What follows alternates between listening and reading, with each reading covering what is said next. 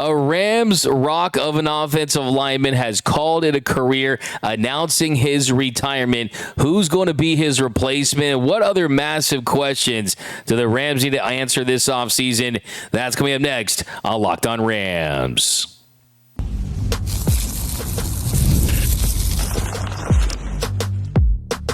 You are Locked On Rams, your daily Los Angeles Rams podcast. Part of the Locked On Podcast Network, your team every day. What is up, Ramily, and welcome to another episode of Locked On Rams, your daily podcast covering your Los Angeles Rams, free and available wherever you get your podcasts. Locked On Rams, part of Locked On Podcast Network, your team every day. We're also available over on YouTube, so if you haven't yet, do me a huge favor, hit the subscribe button, hit the notification bell, drop a like, drop a comment. Podcast listeners, write us a review. We will read it on the show.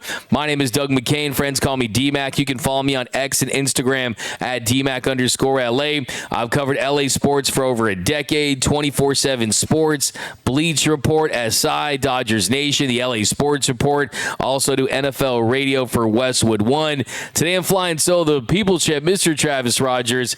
We'll be back tomorrow. But on today's episode, we've got a retirement to talk about. Also, what will the Rams do on the offensive line? And big questions about the offseason for the Rams. And let's get right into it. Earlier this morning, we found out that Rob Havenstein, the rock of the offensive line, has announced his retirement. Rob Havenstein, who was the last remaining Ram from the St. Louis Rams days, that's how long he's been with this franchise, is calling it a career.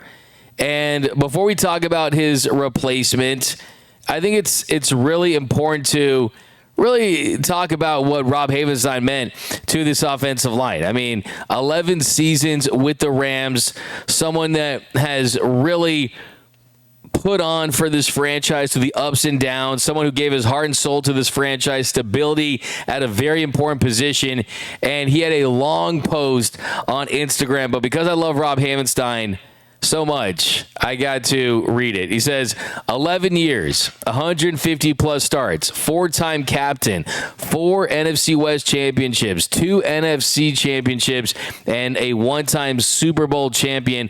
What a ride it's been. I can look back on my career and smile knowing I have given everything I had and more to the game I love. In saying that, I am officially retiring from the NFL. Thank you to all my teammates, coaches, and fans who have supported me and helped me over these past 11 years. I have had the time of my life with the Los Angeles Rams, formerly known as the St. Louis Rams, and can't thank the whole organization enough for giving me a shot back in 2015. Although some in the organization weren't totally convinced, and an emoji with the sunglasses. So I love that. Go on to say, also, I need to thank my wonderful wife, Megan Havenstein, for being by my side the entire way. The support you have given me over the years can't be put into words, but I see it every single time I look at our 3 beautiful daughters' faces. Love you always. Mom and Dad, from when I picked up the game freshman year at Linganore through my time at the University of Wisconsin, and still to this day, you have supported me every venture in life. I can't thank you enough. As this chapter ends, I couldn't be more grateful, hopeful, excited to see what comes next. So, great stuff. And Rob Havenstein is certainly someone that was a kind of the thing about Rob Havenstein. For me, it's that he played a position where you don't talk about it much when it's going well. You talk about it more when things are going wrong, when quarterbacks are getting sacked or the run game's not working or there's injuries. And ultimately, he did everything he could for this team over the last 11 years, but it was injuries that ultimately are the reason why his career has ended. He missed 10 games in 2025, and on top of that, Warren McClendon had emerged at his position. So that happens in this league. I mean, it's unfortunate that a lot of times the player retires, but more times than not, the game retires from them. And he could still push forward and keep fighting and keep trying to play this game, and he would get opportunities in this league, but he doesn't want to be that guy, right? He doesn't want to be the guy that just is holding on and is just trying to push a little longer. He wants to go out there and be able to start and help teams. So the good news for the Rams is this, is the silver lining in is you never want players to get injured, right? I mean, no one wants any player to get injured, but because of the length of Rob Havenstein's injuries this season, it gave Warren McClendon an opportunity to step into that role and see what he's capable of with some extended run at that position. And this year, he performed well. He really filled in very nicely because as a backup in 2024, McClendon looked like he wasn't going to be around for very much longer. He allowed 5 sacks. He had a 51.5 pass blocking grade per PFF in 13 games. He made 5 starts. And then he filled in for Rob Havenstein a couple years ago, made 1 start at left tackle, and he looked like he was a jag, right? Just another guy, but it was a different story from this season. He started 13 games, every single one of the Rams playoff games, and never allowed more than 5 pressures in any one game. He gave up just 2 sacks the entire season and finished with an extremely respectable 78.7 PFF grade. And his 78.7 PFF grade was the 15th best in the NFL among qualified tackles. I mean, that's incredible. He allowed 23 pressures. That was tied for the 10th fewest. He allowed only 6 tackles in this game in the National Football League, allowed fewer sacks than Warren McClendon did. So he was really great as a pass protector and helping keep Matthew Stafford vertical, keeping that Rams number 9 jersey clean. But also, he did a great job in the running game. He had an 81.9 PFF grade as a run blocking grade, as a tackle. That was the 13th best in the National Football League. Just speaking to people about his improvement in that area, they point to Kevin Dotson and setting the tone as a run blocking unit, and it just fits him better. And the most important thing about all of this is the fact that you look at his salary. He's going to be making $1.1 million in 2026 in the final year of his rookie contract. So the Rams, they could be having conversations internally about the possibility of extending him and getting him a new contract before he hits free agency in 2027, which, considering how well he's played, you could save some money if you get that deal done, because if he puts together another season like he did last year, but he does it for the entire year as a starter and even improves, he's going to earn himself some money. So the Rams might be wise to see what it would entail to get him locked up, because that's how much improvement he's shown. And yeah, I really feel good about that. I mean, you had Sean McVay said he's done great. He's played really well. I'm proud as heck of Warren McClendon, and that he was asked if he is going to feel confident about him at right tackle moving forward. And Sean McVay said, quote, "There's no question that he's a candidate to be a long-term starter at that position." So it shows that McVay and this organization feels like he has the potential to be that long-term solution at that position. And it's kind of one of those set it and forget it. That's kind of the hope. But not just that, but also knowing that he's additive and he's someone that gives you an advantage. And that's what you want to see at that position, is a very dominant offensive line. Championships are won in the trenches, and if he's an additive, if he's a plus from that standpoint, you feel pretty great about that. And then you also, too, look, the truth is just because you have the starters locked up, essentially, right? If everyone comes back, if everyone's healthy, and how they all are, right now, Alec Jackson and Steve Avila and Coleman Shelton and Kevin Dotson and Warren McClendon Jr., I think you have to look for some depth at that position because DJ Humphries was barbecue brisket last season, and they were hoping that he'd be a positive veteran that had some really good years earlier in his career, but he has really been on the decline since then, and he was downright awful in his opportunities. So I think that even though you got the starters really set along the offensive line, the Rams absolutely need to solidify the depth spots at that position because clearly this year they got by and they end up being a relatively strong unit, all things considered, especially when you consider that you don't have some massively highly paid guys at that position. But if you want to take it to the next level, you give yourself some insurance because we all saw what happened in 2022. You want to protect yourself, and I think that's something the Rams really need to do. But coming up next, Ernest Jones said what about Puka Nacua? We're also going to talk about some of these big offseason questions that the Rams need to answer. That's coming up next on Locked On Rams. If you've ever hired someone who looked good on paper but wasn't the right fit, you know how important that is. When you want candidates who truly match what you're looking for, trust Indeed sponsored jobs. Hiring Indeed is all you need. Stop struggling to get your job post seen on other sites. Indeed sponsored jobs puts your post at the top of the page and helps you reach the right candidates faster. If I need to hire someone for this show, I go straight to Indeed and be very specific about what I needed.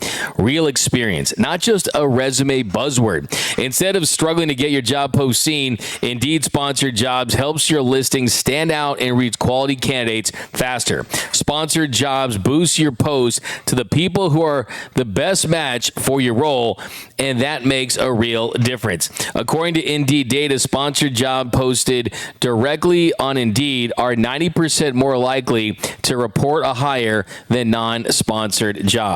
Spend more time interviewing candidates who check all your boxes with less stress, less time, and more results using Indeed sponsored jobs. Listeners of the show get a $75 sponsored job credit to help give your job the premium placement it deserves at Indeed.com/LockedOnNFL. Just go to Indeed.com/LockedOnNFL right now and support the show by saying you heard about Indeed on this podcast. Terms and conditions apply.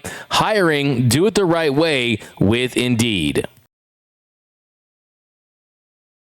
And we're off and running here on Locked On Rams. Thank you for making Locked On Rams your first listen every single weekday. Free and available wherever you get your podcasts. Locked On Rams, part of Locked On Podcast Network, your team every day. Also, a big shout out to those everyday listeners out there watching and listening to every single episode of Locked On Rams. Cannot thank you enough. Also, Everydayers, now's the time to join the Everydayers Club. Go to lockedonrams.supercast.com. You get ad-free audio. It supports whatever podcast you listen to as far as the Apple, the Spotify, wherever your podcast, you get ad-free audio. Also, a members-only Discord.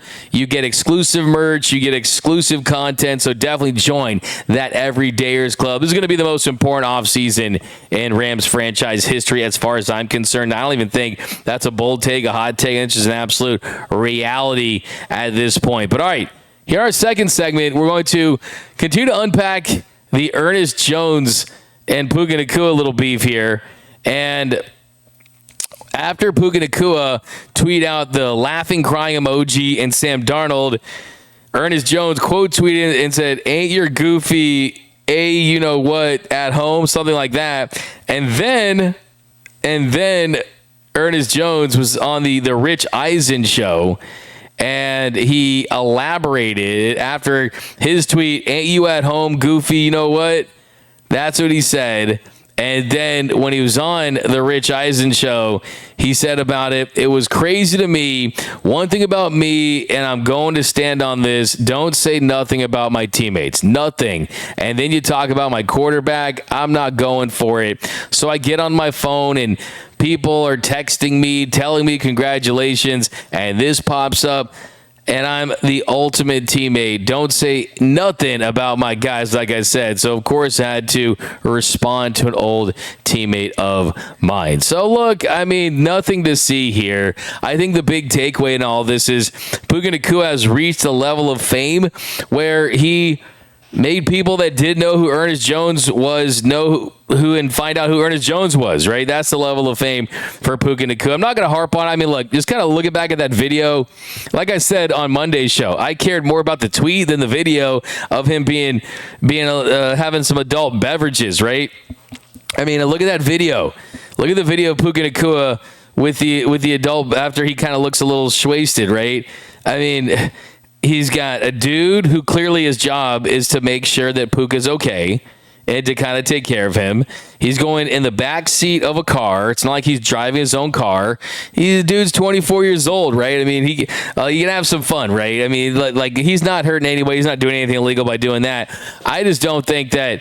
And look, when in all fairness, when he probably tweeted that, he was probably a little gone, right? So, look, I'm not trying to lighten the mood on Puka. Really, I'm just saying that there are some things to consider, and I for one, I just want to not have him give up. It's kind of nice to have a villain a little bit, right? It's kind of nice to have that guy like, oh, cool, yeah, you don't like Puka Nacua. That's fine.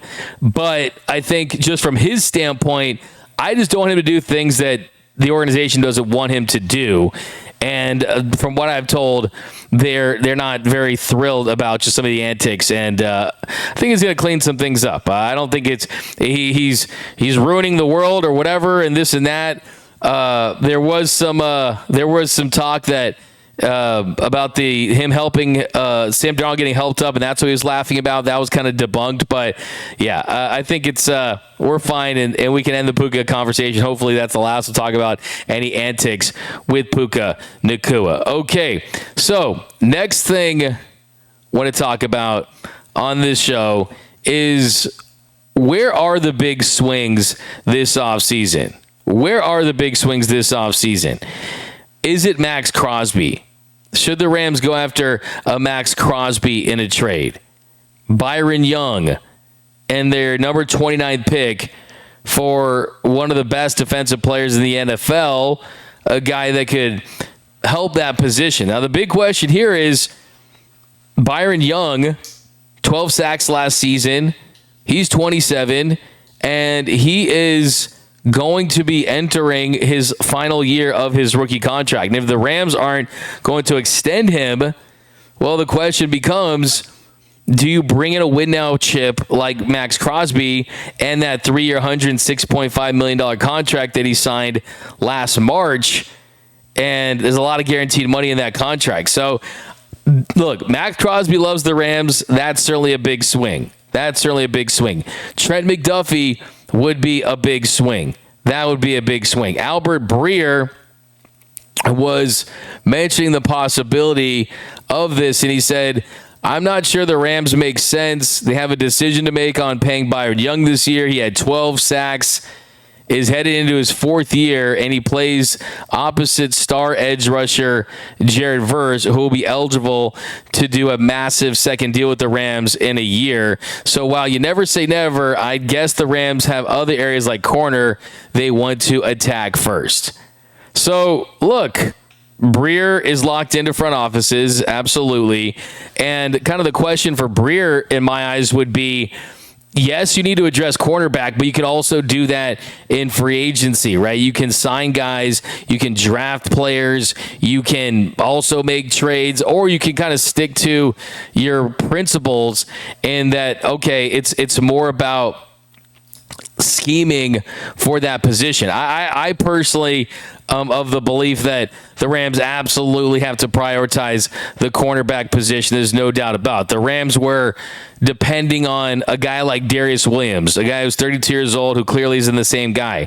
Akella Witherspoon, who is a low-cost reclamation project, essentially, who not a lot of teams wanted, but the Rams, I think, got the most out of him. He's 30 years old. Emmanuel Forbes, he was someone that was deemed a first-round bust, and they brought him in with the hopes of him figuring things out. And definitely he had some moments, but also there were those moments where, okay, that's why people have called him a first-round bust, right? So, look, they need a proven commodity. It's no secret.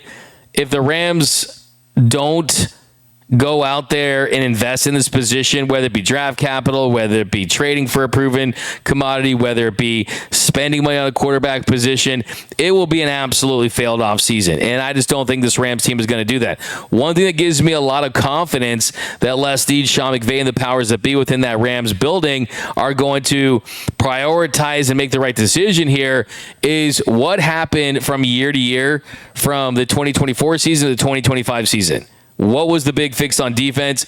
Bringing in Poona Ford as a run-stopping defender on that defensive line. And that certainly worked out. The Rams are much better against the run.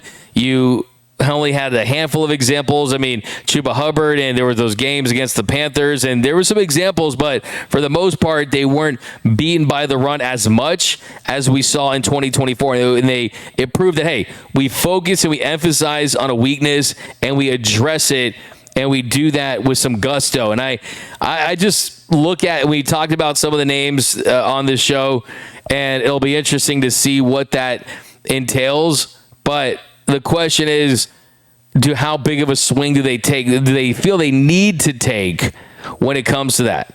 Because we know the special teams, it's cornerback. You want to win the division this time around. You want to get a first-round bye. You want to have home games at SoFi Stadium. You want to continue to develop those young players. You want to have them get more experience and maturity and lock in.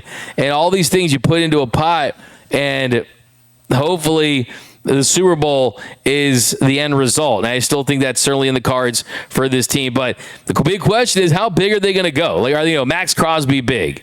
Will they look to make a deal for Trent McDuffie? Will they look to do something drastic? Are they going to stay within themselves? I think it's going to be 2021 all over again, where they're just going to say, who is the best player available that we could acquire with the assets that we do have? And we are going to pull the trigger on it, because you've got a team in your own division, the Seattle Seahawks, that just won the Super Bowl, a team that you lost to by 4 points. And you've lost to the last two Super Bowl champions in the playoffs. Like, you are so close that if you don't go all in, then you're going to regret it for the rest of your lives. Like, it sounds dramatic, but it's the truth. Like, if we start the season and it's, the Rams did this, they didn't do that, fine. Like, cool. You still have Puka, you still have Stafford, you still have Verts, you still have Turner, you still have guys, you still have McVay. But I want the Rams to be making the biggest headlines this offseason. I want the Schefter bombs and all the stories about the Rams. I want these schedule makers that are going to be making the schedule for nationally televised games to say, hey, let's get the Rams on Sunday Night Football, Monday Night Football, Thursday Night Football, because not only are they Los Angeles in a major market, but it's stars, and it's a team that is absolutely committed and absolutely determined beyond belief because of the bitter taste in their mouth to win a Super Bowl next season. The Rams have to win a Super Bowl to make this feel right for what's happened the last couple of seasons, or it's just going to turn to this era like, man, they were knocking on the door, but unfortunately they fell short. And I know that that's keeping Sean McVay up at night, keeping Les Snead up at night, and I just have a lot of confidence in this team to make the right decision to get this Rams team over the top. But coming up next, we're talking about the quarterback position, the future of that position, and a name that I never want to hear linked with the Rams ever again. That's coming up next on Locked On Rams. The winter games are officially here, and if you're anything like us, you're locking into events you only get to see on the biggest stage every 4 years. And that's why following the winter games on FanDuel just makes sense. From medal counts to individual events to finding your angle on the sports you care about most, FanDuel gives you more ways to stay connected to the action. The drama of curling matches that start slow and somehow get intense defense fast. I love the curling. I'm like just super addicted right now. Speed skating races decided by inches. Hockey games that feel different right from the opening faceoff. Even niche events that become must-watch when you're fully locked into the competition. FanDuel keeps the entire Olympic experience engaging from start to finish. The Winter Games are on, and there's no better way to follow them than with FanDuel. FanDuel, play your game. And welcome back to Locked On Rams. Thank you for making Locked On Rams your first listen every single weekday. Free and available wherever you get podcasts. Locked On Rams, part of Locked On Podcast Network, your team every day. All right, here in our next segment, I want to talk about a name that I just want this to end as soon as possible. But let's talk about an analyst, Emory Hunt, who is linking the Rams with Tua Tagovailoa. He wrote, why not make a move to get a guy that could be that guy in waiting? We've seen the reclamation projects that go out there to Sean McVay that have come back out the other side. We saw that with Baker Mayfield, and I believe we're going to see with a guy like Tua Tagovailoa. I think that's a great fit for him to sit behind Stafford a year, get one last season on the body, and allow him to take over when Stafford decides to retire. We've seen Tua play high-level football. It is still in there. I think that scheme that they run out of Los Angeles actually is tailor-made to his skill set. That could be a spot where we see him be the next Sam Darnold and can continue to dominate the NFC West just like they have over Sean McVay's career. So a couple things here. I'm not totally against the idea of a reclamation project for Matthew Stafford's successor and using those resources to build a dominant defense, to continue to build offensive weapons, and Puka Nacua continues to emerge. And hopefully, like I said, I'm big on the idea of drafting Mekhi Lemon out of USC and names like that. I'm absolutely interested in doing that. And if there are guys out there, the Sam Darnold types for the Rams, guys that you kind of have to visualize them in your scheme and know that a change of scenery will take him to the next level. I just don't think it's going to be Tua Tagovailoa. I think the issue with Tua is he gets injured. He has a tough time staying on the field, and the arm strength isn't great. The Rams have already said with Les Snead that their next quarterback is hopefully going to be a mobile quarterback because of that being a cheat code. And I just don't see a retread and a guy like that, a guy that can kind of suck the oxygen out of your building just because of the ups and downs and the lack of consistency with him. And look, I mean, Tua, I don't think his career is necessarily over or anything like that. I just don't think that's a good fit. I really do not. I mean, we've seen examples of Sean McVay and working with guys like Baker Mayfield and helping them turn around. But what exactly is he talking about? Like, yes, there's been examples for sure, but it's not like Baker Mayfield had started 17 games for the Rams, right? He had some good moments after the Rams season was essentially over. But for the most part, Sean McVay's had a number one pick in Jared Goff, who for the most part was a really, really good NFL quarterback that just struggled at times in the playoffs.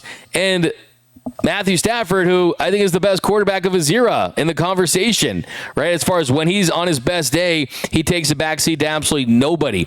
So for me, I look at it that way, is that Sean McVay kind of wants and needs a star, but I think that one that kind of fits his own, and I think just bigger. Like, could you get a Josh Allen a couple years down the line? Could you get a Joe Burrow? Could you get a Lamar Jackson? Could you get, like, I mean, obviously those guys, it's unlikely, but I think you look at the formula of success for Sean McVay.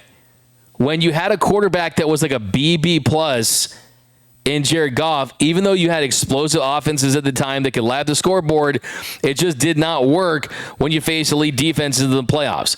When you got a guy that was an A quarterback in Matthew Stafford, you won a Super Bowl. And I'm not saying that Sean McVay can't scheme and can't call plays with a C or a B quarterback and be competitive, but I trust the results, right? I trust what we saw. And what we've seen with Sean McVay is you give him a top 5 quarterback and he wins a Super Bowl. Look at a guy like Kyle Shanahan, right? Undoubtedly one of the best play callers of his generation, an offensive genius. And I don't know how you feel about Brock Purdy. Some think he's pretty good, some think he's pretty bad, some think he's somewhere in between. And the truth is, look at the Rams' backup quarterbacks last season. Jimmy Garoppolo. Are Jimmy Garoppolo and Brock Purdy ever going to be on lists or in conversations for the best arm talents of their generation? The answer is no. And the 49ers, they haven't won a Super Bowl in a long, long time. I mean, of course, they keep rewinding that VHS to watch those Super Bowl highlights against the Chargers. But the truth is when the 49ers won Super Bowls, it was Joe Montana and Steve Young. So, I mean, I'm still of the belief that, yeah, there are guys that are projects, but why not trust the formula that has worked? And that's why a guy like Tua Tagovailoa does not check off the boxes for me. I think, for me, to be honest, I'm focused on 2027. But beyond that, I almost think you gotta have to feel like that guy might be in the draft, because for the most part, let's be honest, the Matthew Stafford to the Rams trade working out for both teams is the exception. It's not the rule. Most of these franchise quarterbacks that have dominated this league, save for Sam Darnold, which makes it a fantastic story, unless you're Puka Nacua, who's laughing at it. But save for that, I mean, Patrick Mahomes, Joe Burrow, right? But then guys like Lamar Jackson and Josh Allen haven't got over the hump and even been to a Super Bowl. But Jalen Hurts, most quarterbacks are game managers, right? Most are, but it's just fun to watch this team when they have a special QB under center. And yeah, I just Tua, in the words of Randy Jackson, that's a no for me, dog. Like, it just really is. But that's going to do it for this episode of Locked On Rams. My name is Doug McCain. You can follow me on X and Instagram at DMAC_LA. And until next time, whose house? It's Locked On Rams house.